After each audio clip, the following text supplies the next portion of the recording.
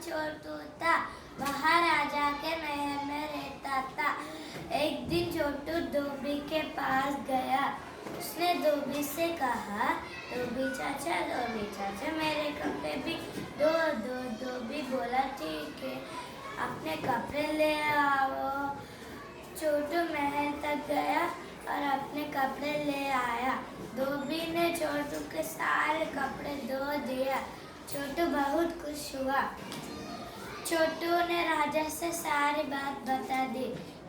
राजा ने धोबी को बुलाया, बहुत सारा इनाम दिया।